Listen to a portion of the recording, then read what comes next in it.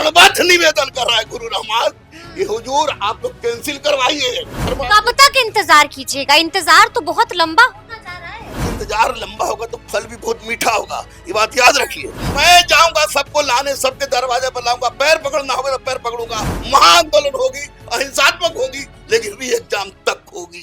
नमस्कार, हमारा नाम है समरीन और आपने देखना शुरू कर दिया है लाइव सिटीज। देखिए, बीपीएससी 17वीं मामले में हर रोज नए नए अपडेट होते ही रहते हैं और आपको मालूम है कि आज सबकी निगाहें पटना हाई कोर्ट पर टिकी हुई हैं। सब यही जानना चाह रहे हैं कि आखिर आज की सुनवाई में होगा क्या, और सब यही जानना चाह रहे हैं कि री एग्जाम होगा या नहीं होगा। तो आज हम इसी मुद्दे पर एक बार फिर से सीधी बातचीत करेंगे गुरु रहमान से। सबसे पहले बहुत शुक्रिया बहुत बहुत धन्यवाद, बहुत बहुत धन्यवाद जी। अब तो मनोबल बिल्कुल लो हो गया होगा, अब तो उम्मीद छोड़ देनी चाहिए। नहीं, अब मनोबल हाई हुआ है। और इनको मैं बता दूं आपको समरीन की किसी हालत में री एग्जाम होगी, री एग्जाम होगी तो होगी, किसी हालत में होगी। आज सरकार अगर मुड बना लिया कि नहीं होगी तो भी होगी, क्योंकि अब हम लोग आमने सामने की लड़ाई में है। हम लोग की लड़ाई ये लोकतांत्रिक ढांचे में, लोकतंत्र के तहत रहकर हम लोग लड़ाई लड़ रहे हैं और निश्चित रूप से री एग्जाम करवा कर रहे हैं। री एग्जाम करवा के रहिएगा, आप भी यही कहेंगे? बिल्कुल, अभी भी कहेंगे। 55 दिन से लड़का बैठा है, सब बेचारा कलप रहा है। हम लोग जाते हैं तो आंख नहीं मिला पाते हैं कि कभी हम कहते हैं सम्राट भैया, कभी कहते हैं विजय सिन्हा भैया, सब लोग से हमारी अच्छी ताल्लुकात भी है। ये लोग सत्ता लव यू भी तो खूब कहते हैं, लेकिन मुख्यमंत्री कहाँ मिल रहे हैं, कहाँ सुन रहे हैं, सरकार कहाँ सुन रही है? अभी सरकार को लग रहा है कि विपक्ष घुस गया है, विपक्ष क्रेडिट लेगा।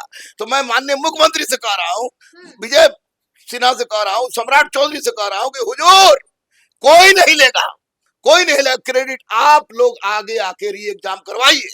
आप लोग की चुप्पी ने सारा खेल खराब किया है। और ये मत भूलिएगा कि चुनाव है, केजरीवाल चले गए ना, केजरीवाल भी बहुत लोगों के साथ मानसिक एक्सप्लॉयटेशन कर रहे थे। मैं किसी पार्टी का समर्थन नहीं कर रहा हूँ। अगर ये पीके नहीं आते, पीके जो आए, पीके आगे बोले कि ये कर देंगे वो कर देंगे। पीके तो बैठे बैठे अमेरिका में ट्रम्प का सरकार भी हमको लगता है पीके ही बनवा दिए हैं। तो पीके बोले, पीके अलग हो गया, तेजस्वी जी की बात अलग हो गई, पप्पू यादव का बात अलग हो गया।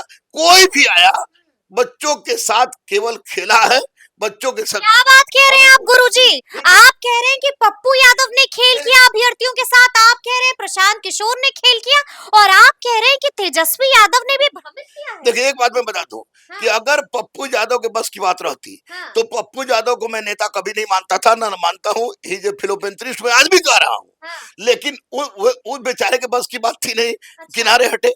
रही बात तेजस्वी और प्रशांत, हाँ बिल्कुल, तेजस्वी जी भी कोई कड़ा स्टेप नहीं उठाए।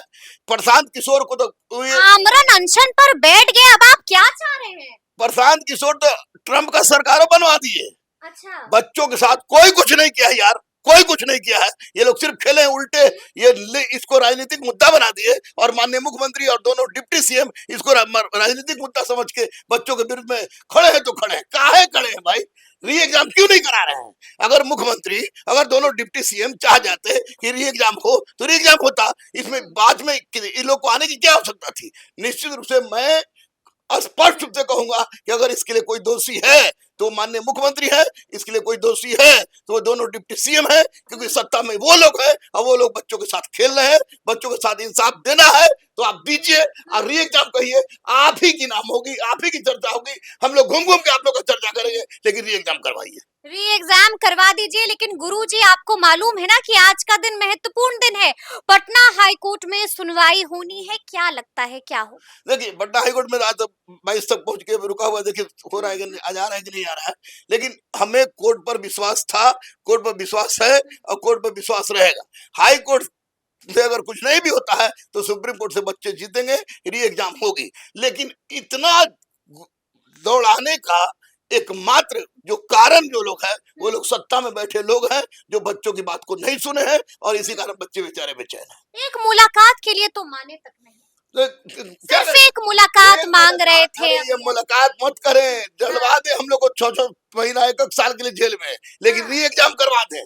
क्योंकि बच्चे जितना कलप रहे हैं और बच्चे के माँ बाप सब कलप रहे हैं। जो पास कर गया वो भी फेल कर गया। गुरु का दिल दुखता है। बिल्कुल दिख रहा है, इसलिए तो मैं बोल रहा हूँ क्यों मैं बोल रहा हूँ कि माननीय मुख्यमंत्री और दोनों डिप्टी सीएम लोग और चाह जाते तो ये री एग्जाम होती। ये लोग राजनीतिक मुद्दा बना लिए और राजनीतिक मुद्दा वाले लोग अपना अपना रोटी चलता है और चले गए यहाँ से, इसलिए अभी तक नहीं हुआ है। लेकिन री एग्जाम होगा, री एग्जाम होगा, री एग्जाम होगा। अगर जरूरत पड़ी तो फिर पूरे बच्चों के साथ गुरु रहमान गर्दनीबाग उतरेगा और पूरी इतनी बड़ी भीड़ होगी कि सपना में भी सरकार नहीं सोचा होगा। आप तो बड़ी बात कह रहे हैं गुरुजी, आप तो चिता रहे हैं या फिर चिताना कि आप तो चुनौती दे रहे हैं कि फिर से एक बार महाजुटान और महाआंदोलन देखिए, करेंगे। चिताना हर लोकतंत्र में हर आदमी का अधिकार होता है। हाँ। हम लोग वोट देते हैं, हम लोग राज्य के मतदाता हैं, हमारे बच्चे जो बीपीएससी परीक्षा दे रहे हैं वो मतदाता हैं, तो निश्चित रूप से अपने मत का प्रयोग करेंगे। यानी कि महाजुटान और महाआंदोलन होगा। महाजुटान होगा, महाआंदोलन होगा, आंदोलन होगा, अहिंसात्मक होगा, लेकिन री एग्जाम के लिए होगा और इसको किसी भी हालत में हम लोग छोड़ने वाले नहीं है, क्योंकि री एग्जाम डिमांड था, री एग्जाम डिमांड है और मरते दम तक री एग्जाम डिमांड रहेगा। क्योंकि लड़कों के साथ गलत हुआ है। ये परमार सत्यप्रकाश शर्मा नोटिस भेजते हैं, शर्म नहीं आती वो लोग को बीपीएससी का एग्जाम ऑर्गेनाइज कराने में इस तरह का लोग गुंडागर्दी किया है। किसी भी परिस्थिति में इन लोग की बात को नहीं माननी चाहिए, माननीय मुख्यमंत्री को, दोनों डिप्टी सीएम को नहीं माननी चाहिए और ये एग्जाम ही लोग करवाएं। आज री एग्जाम करवाएंगे, हम लोग गांव गांव घूम घूम के बोलेंगे कि नीतीश कुमार जिंदाबाद, विजय भैया जिंदाबाद, सम्राट भैया जिंदाबाद, गांव गांव घूमेंगे। लेकिन बच्चों के हक में फैसला आए तब ना। बच्चे के साथ खेल काहे का प्रतियोगिता भाई, स्टूडेंट से प्रतियोगिता ये लोग क्यों कर रहे हैं, क्यों कर रहे हैं? जितने भी विपक्ष के नेता है सब लोग आके चले गए। ये क्या करवाना चाह रहे थे आप? बच्चों को बच्चा को पीट के गिरा दिया आप लोग, चलिए पिटा गए हम लोग, उसके बावजूद भी तो आपको एग्जाम करवाना चाहिए था। आप एग्जाम नहीं करवा रहे हैं। बीपीएससी 70वीं में अगर अंधे आदमी को भी दिया जाए कि सही हुआ है कि गलत हुआ है तो कहेगा गलत हुआ है। इसलिए माननीय मुख्यमंत्री और दोनों डिप्टी सीएम से चरणबद्ध निवेदन कर रहा है गुरु रहमान कि हुजूर आप लोग कैंसिल करवाइए, री एग्जाम करवाइए, परीक्षा रद्द करवाइए और री एग्जाम करवाइए, क्योंकि ये परमार और सत्यप्रकाश शर्मा। कब तक इंतजार कीजिएगा? इंतजार तो बहुत लंबा होता जा रहा है। इंतजार लंबा होगा तो फल भी बहुत मीठा होगा, ये बात याद रखिए। इंतजार लंबा जरूर होगा लेकिन फल मीठा होगा। और जहां सरकार डेमोक्रेटिक होती है वहां जनता की चलती है, इस बात को हमेशा याद रखिएगा। जनता जनार्दन है, जनता जनार्दन, इसको ये लोग चेतावनी समझे या जो समझे, लेकिन बच्चों के हित में फैसला नहीं होगी तो हम लोग किसी भी पार्टी का समर्थन नहीं करने जा रहे हैं। ये तय है, ये तय है। बड़ा नुकसान होगा 25 में, सबको हिला के सबको होगा, सबको नुकसान होगा, पक्ष विपक्ष सबको, क्योंकि किसी ने बच्चों के हित को नहीं देखा है और केवल अपनी अपनी रोटी चमकाई है। और माननीय मुख्यमंत्री तो मौनी बाबा बने हुए हैं और दोनों डिप्टी सीएम ने स्पष्ट रूप से बोल दिया कि परमार लाओ। अरे कोची परमार लाओ, परमार को कहिए तो हम लोग ला देते हैं। ये 22 सेंटर में गुंडागर्दी हुई, बापू सभागार, बापू परीक्षा केंद्र, उसके बाद आपको नॉर्मलाइजेशन की बात आप कर रहे थे, फिर से आप रिजल्ट निकाल दिए, पता नहीं किस आधार पर रिजल्ट निकाल दिए। इसका कैंसिल होना एकमात्र उपाय है और कैंसिल माननीय मुख्यमंत्री करे, दोनों डिप्टी सीएम मिलकर करे, वरना बच्चे नाराज हैं, हताश हैं। हम लोग भी आंख नहीं मिला पा रहे हैं क्योंकि हम लोग पागल हो गए हैं। इस तरह की बात को 55 दिन कभी आंदोलन हुआ था बिहार में, वो भी इस तरह की बात, पागल हो गए हैं। छात्र राजनीति को उपज है ये लोग और ये छात्रों के दर्द को नहीं समझ रहे, जो कि गलत है। री एग्जाम करवाइए मुख्यमंत्री जी, री एग्जाम करवाइए। यानी कि गुरु जी भी अपना धैर्य बिल्कुल, इसलिए कि बच्चे बार बार आ रहे हैं, बच्चे पढ़ने की बात छोड़ के री एग्जाम की बात कर रहे हैं, बच्चे गार्जियन पढ़ने की बात छोड़ के री एग्जाम की बात कर रहे हैं, तो हर गुरु अपना ध्यान खोएगा। और आपके चैनल से मैं तमाम शिक्षकों से अनुरोध कर रहा हूँ कि वे लोग राजनीति करना छोड़े, कि उस शिक्षा का विरोध करो, इस शिक्षा का विरोध करो, उस शिक्षा का विरोध करो। शिक्षक एक प्रजाति है, अगर शिक्षक का विरोध करने लगे तो वो शिक्षक प्रजाति से अलग हट जाता है। शिक्षक और छात्र एक हो, क्योंकि यही दोनों आप फिर से गर्दनी बाग में जुटे। यानी कि गुरुजी आप कह रहे हैं कि गुरु रहमान भी आएंगे तो क्या खान सर भी आएंगे या बाकी शिक्षक भी आएंगे? गुरु रहमान भी आएंगे, खान सर भी आएंगे, जितने शिक्षक हैं सब आएंगे, वो सब आएंगे, क्योंकि बच्चों का मुमकिन लग रहा है आपको? 100% मैं जाऊंगा सबको लाने, सबके दरवाजे पर लाऊंगा, पैर पकड़ना होगा तो पैर पकड़ूंगा, लेकिन सबको लाऊंगा, लेकिन री एग्जाम की बात करवाऊंगा। महाआंदोलन होगी, अहिंसात्मक होगी, लेकिन री एग्जाम तक होगी। री एग्जाम तो होगा। अच्छा, आपको मालूम है ना कि कुछ वक्त पहले सुप्रीम कोर्ट ने भी बिहार सरकार को सुप्रीम कोर्ट ने नोटिस जारी कर दिया था। इस पर आपकी राय क्या है? इसमें सबसे बड़ी राय कि परमार साहब के साथ बहुत अच्छा होगा।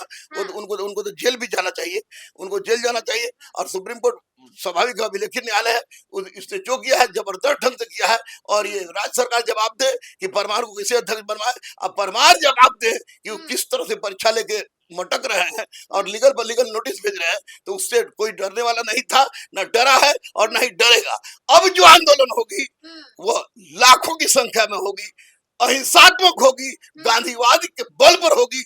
बम चलवाना हो, गोली चलवाना हो, चला लीजिएगा, हम लोग पीछे नहीं हटेंगे।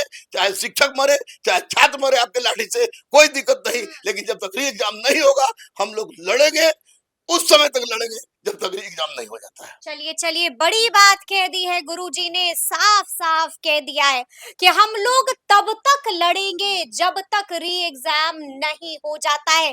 चेता भी दिया है और चुनौती भी लगे हाथों दे दी है। तो अब देखना होगा कि आगे आगे क्या कुछ होता है। तो फिर ये पूरी बातचीत आपको कैसी लगी है, कमेंट करके हमें जरूर बताइएगा। तो ऐसे तमाम अपडेट्स के लिए बिल्कुल ऐसे ही हमारे साथ बने रहिएगा और देखते रहिएगा लाइव सिटीज। बहुत शुक्रिया।